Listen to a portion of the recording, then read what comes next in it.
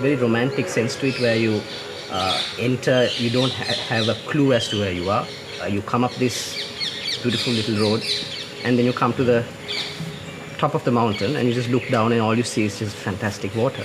And you're literally perched up on top of the crown of all the trees. And that's kind of what really interested me when Shamika came up with the design.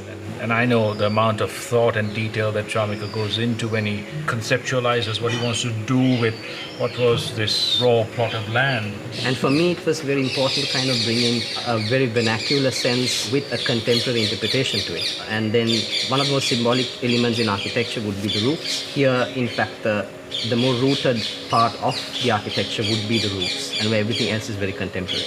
Kind of as you enter, you see a beautiful roofscape through which you see the jungle and the forest and all of that together.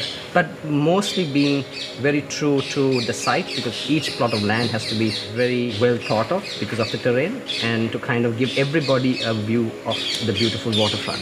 Every single house or villa has their own private neighbors of nothing more than 3. It's not a row housing, as it were. It's very private, and friends amongst friends being together, almost having their little secret door between 2 villas. And at the same time, we're also able to give this really high level of amenity. For example, we have the Aarden Club, where we have a rooftop restaurant, which has a beautiful view of the reservoir. Ability to give that amenity while also creating these beautifully designed villas with lots of lush green space around them is, I think, something really exciting for CPG, because we've never actually had this kind of scale to work with, and being able to create this. I think the great part is that Shamika's tried to keep most of the terrain untouched. We've left large pieces of greenery. Yeah, that's like an acre there, isn't it?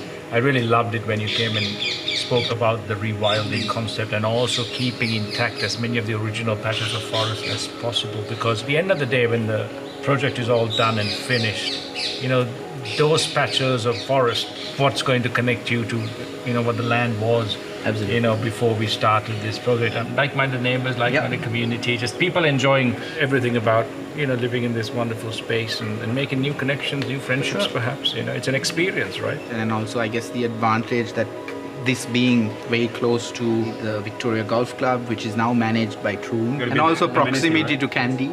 And everything that we've generated out of that process of friendship and thinking alike and thinking out loud, and the connections we've made with each other is really what drives us to continue to do these projects. I think a very interesting part of this whole process when we were coming to putting this project together was coming up with a name. We just kept saying Digana, Digana, Digana, and then finally, it's like, let's just call it Digana.